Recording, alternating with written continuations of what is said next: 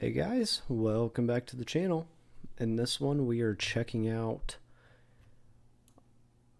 well, this is probably one of the most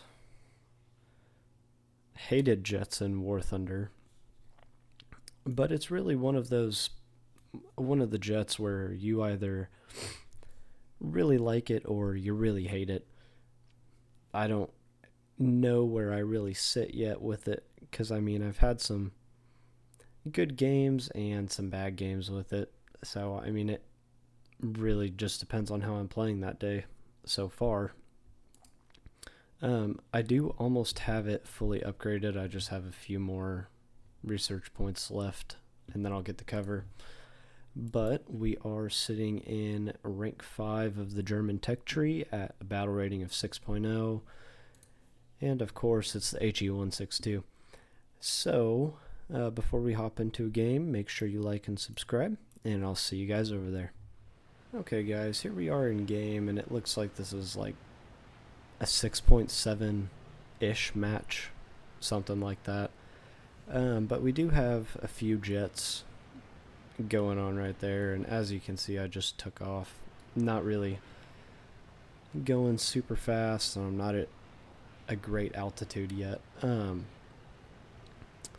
But something interesting about the 162 is that you can, use WEP, and I use that with heavy quotations because really you're just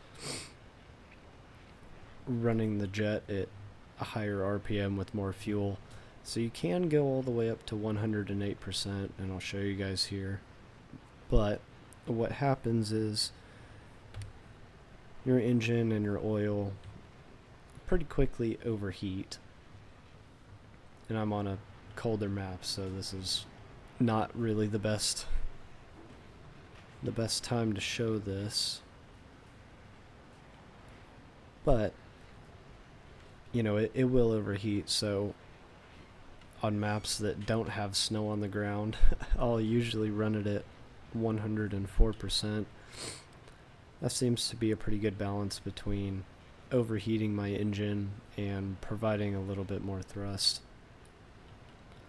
So a lot of the time when you're playing the 162,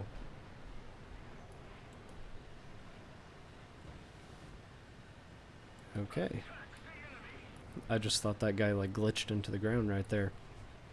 But a lot of the time when you're playing the 162, you're going to run into props like the P-51H and Griffin Spitfires. And as long as you keep your speed up, you can deal with them. But if you do bleed off all your energy, it's pretty hard for you to get that back because the jet's fairly slow acceleration. Okay, it's just an AI. I was wondering. But we're going to dive down on this little pack here. I should probably go after the P-51, but I'm going to try and hit this F-7F.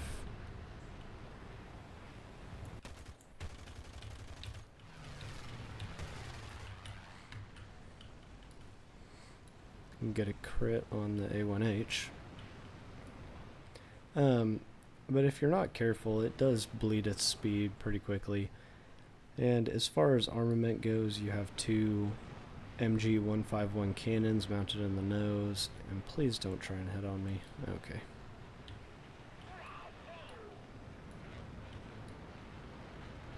Could have been worse. But like I said, you have two 20 millimeters right in the nose. And they, being nose mounted, it does make them a little more accurate, but okay. Well, I'll take that assist. Being nose mounted does make them a little bit easier to aim and a little more accurate, in my opinion. Gotta watch out for that guy.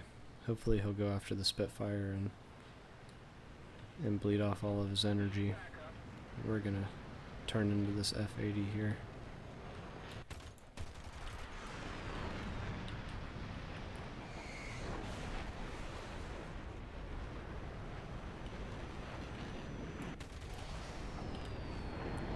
and miss all of my shots. Thankfully, we are a little slower than he is, so made a pretty critical mistake right there and lost all of his energy, which is something that you really want to try to avoid in jets at all times. I know that I'm not always the best at showing what I say, but you know, your main goal,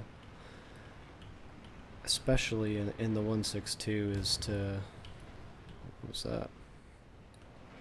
262 is to keep your speed and do boom and zoom attacks. So if you mess up on the first one, it's really whatever. Just use your speed and don't turn too sharply, and just get on their 6 or line up for another attack.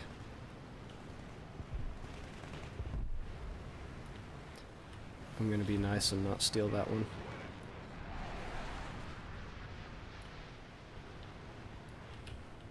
I'm gonna go back to the airfield because I am running pretty low on fuel. And as far as fuel goes, it seems, you know, pretty on par with what the other jets, especially in the HE-162 line, like the MiG-15 and the LEM-5, for example, all of them, for their minimum fuel load, it's 8 or 9 minutes. And then there's 20 minutes and 30 minutes. Now, I would recommend just taking 8 minutes and going back to the airfield if you need more fuel, because with 20 minutes of fuel you're adding so much unneeded weight, and it's really hard to burn that off, especially without an afterburner on this plane. Now, something like the LEM-5, I feel like it's more reasonable to take 20 minutes because you can actually use most of it. Hopefully I'll be able to land here. I'll put my gear up just so I can come skidding to a halt. There we go. Anyways, like something with an afterburner like the LEM-5, it's more reasonable to take 20 minutes because you can at least burn off some of that fuel in your climb. But with the 162, it's really just... Oh, the wife is yelling at the cat. It's really just unneeded weight that's harming your ability to perform. So keep that in mind when you're flying the plane. You can take 20 minutes, but you're probably going to want to loiter around and at least try to burn some of that off. So we're going to hop back out here, and I know there was a P-51 out as well, but that A1H is probably an easy target. And if somebody can explain to me how... Oh, okay. Well, I'm not waiting for the Spitfire. Sorry, my guy. But if someone could explain how the helping your ally repair on the airfield works, that would be fantastic. That's been popping up, and I just don't understand it at all. So let's check the statistics here.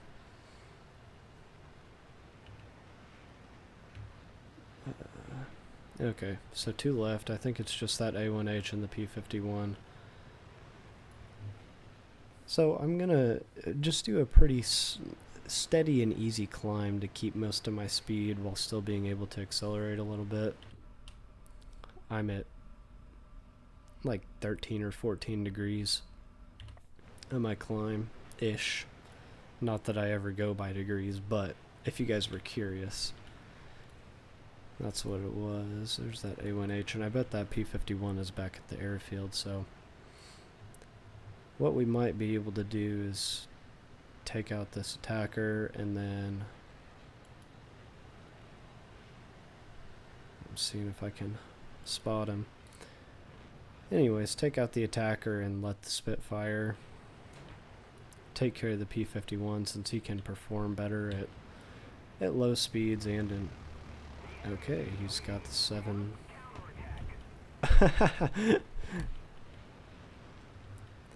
Oh, 2.62s with the tank cannon. Oh, it's a Key 83. Well, I know we're faster than him, but he can turn way better than us, so as long as we don't get ourselves reversed on accident. Or, oh, that's the twin engine. Please don't run back to the airfield. I'm begging you. I think that one's at 6.0.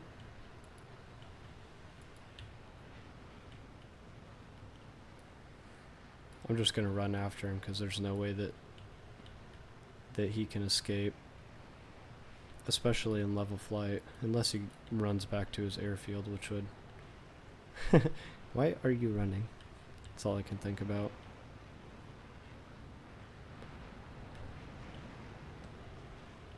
Oh, I hope he doesn't have bombs.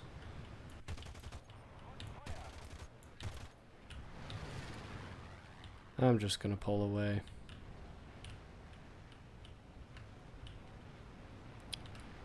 Yeah, the repair cost on this thing is not worth that kill.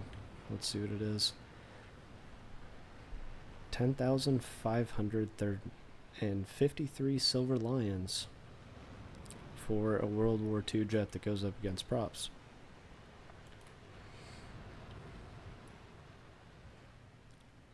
Yeah, I'm gonna let them hit the ground units, because I mean, although the 20 millimeters are pretty powerful, you only have 250 rounds, and I would rather not waste that on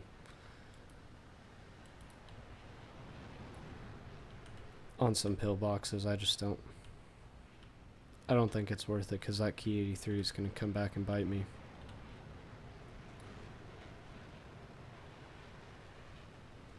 I'll just throttle back a little bit.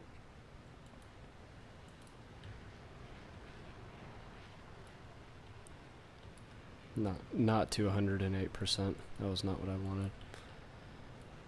Oh my gosh.